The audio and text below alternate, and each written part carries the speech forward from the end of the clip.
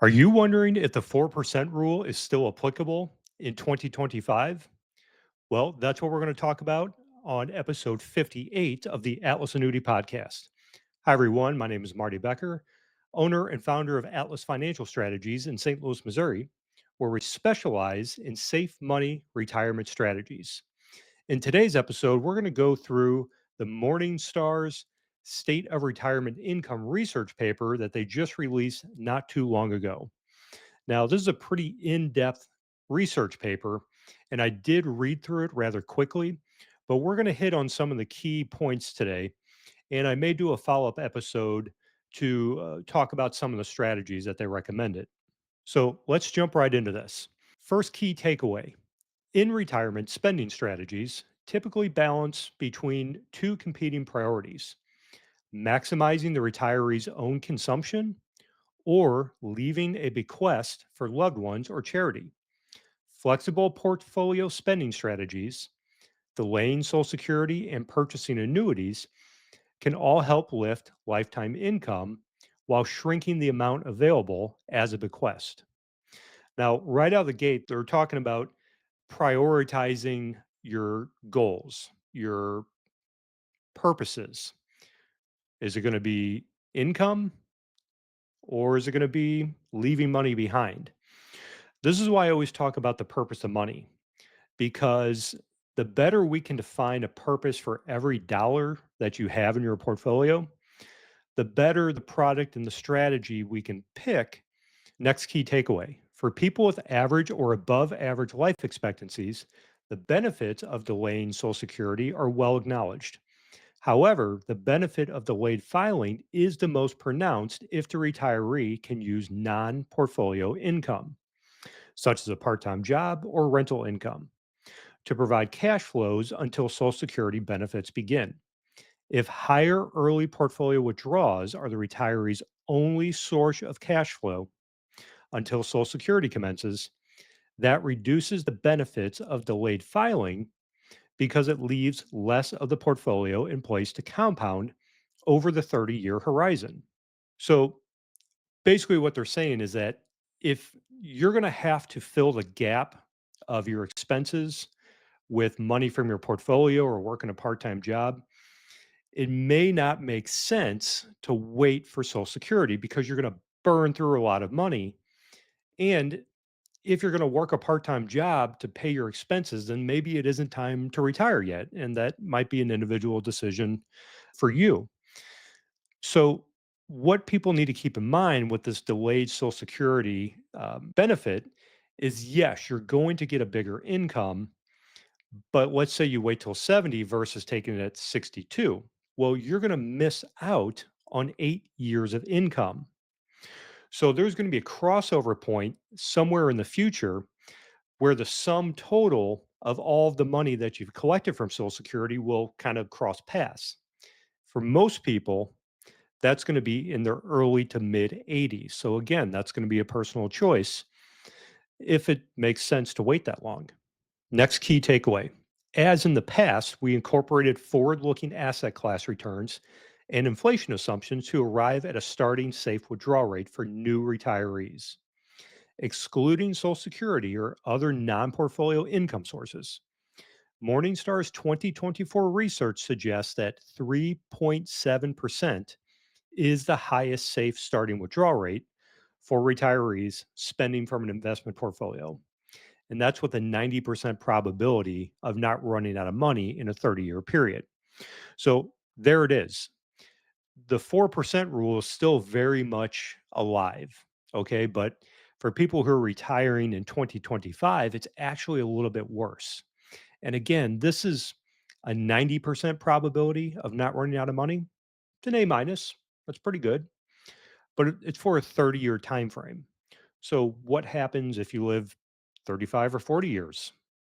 Okay, those probability percentages start to diminish. Next key takeaways: our base case safe withdrawal rate is down slightly from the starting safe withdrawal percentage of 4% that they estimated last year. And then in 21, it was 3.3%, and in 2022, it was 3.8%. So they say the decrease in the withdrawal percentage compared with 2023 owes largely to higher equity valuations and lower fixed income yields, which result in lower return assumptions for stocks, bonds, and cash over the next 30 years. As in 2023, the highest starting safe withdrawal percentage for a 30-year time frame holds between 20 to 50% in equities and the remainder in bonds and cash. So, what they're saying here is that they had to lower the withdrawal rate because, in their research, their opinion, they believe the market is overvalued, okay, and interest rates are dropping. And what I infer by reading that is they think things are probably going to go down, which means you have to start taking a smaller percentage at the beginning, because if this market takes a dump, it puts you in a negative sequence of return scenario, and that's how people run out of money. And again, they're only using 20 to 50% stocks in their model portfolio because they know having too many equities can also put you in a very precarious situation if the market starts to tank. Next key takeaway is one simple approach for achieving a higher withdrawal rate is to build a ladder of TIPS, Treasury Inflation Protected Securities.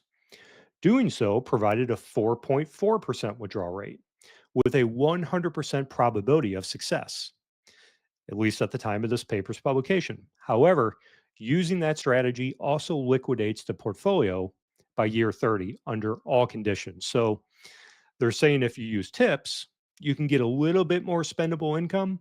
You can go from 3.7% withdrawal to 4.4, but you are 100% out of money after 30 years in every single condition. Again, what if you live 35 to 40 years after retirement? Based on studies of actual spending during retirement, retirees often decrease their inflation adjusted spending over time. That's true. That's called the go years, the slow go, and then the no go. And if you are willing to take a pay cut in the future, you could have a starting withdrawal rate of 4.8%. Okay, well, that's better. Final key takeaway is the right level of flexibility in a retiree's spending system will depend on the individual situation, including the extent to which fixed expenses are covered by non portfolio income sources.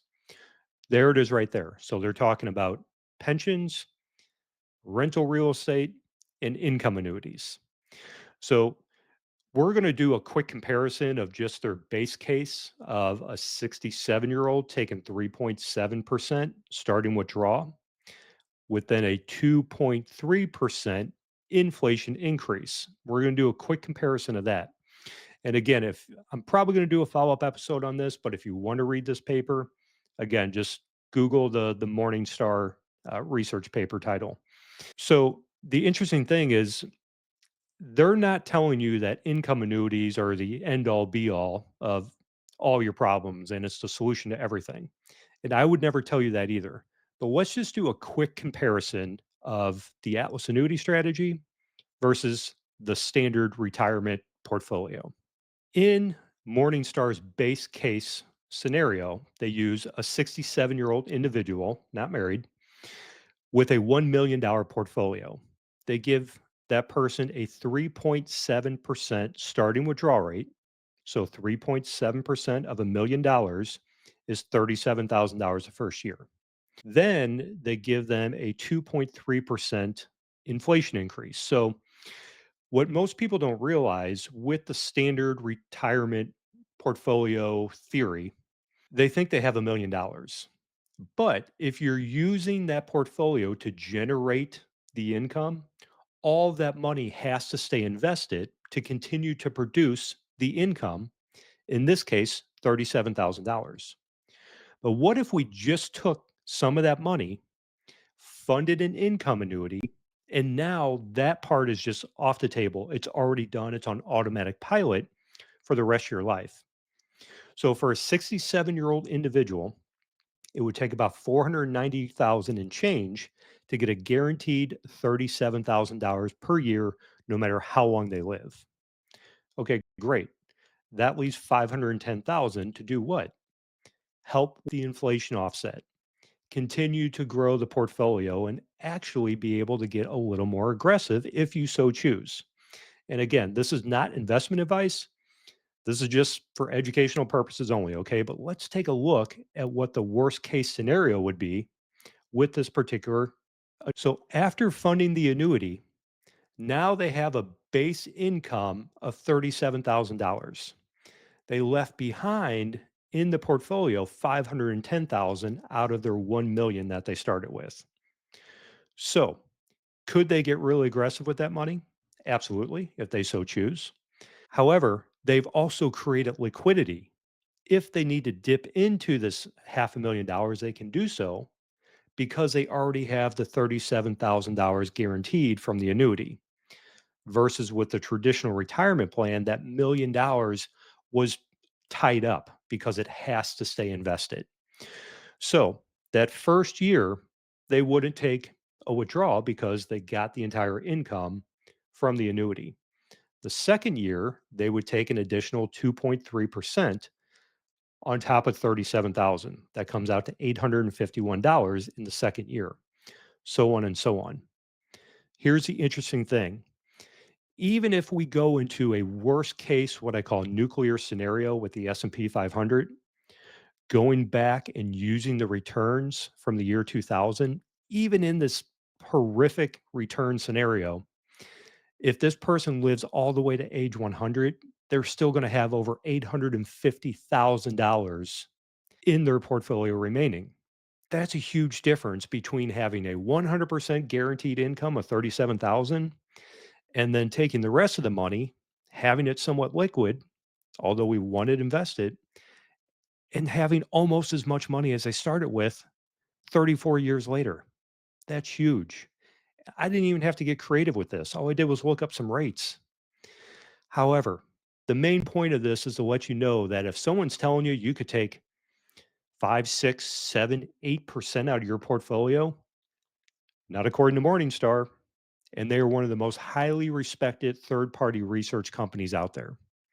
So, everyone, I hope you enjoyed this. If this makes sense to you and you think the Atlas Annuity strategy could help your situation, the best thing to do is go to atlasannuity.com, or in the top right corner of any page on my website, click the schedule a call button.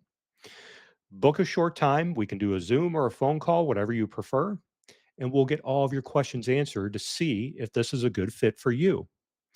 And again, if you're liking this information, help us out.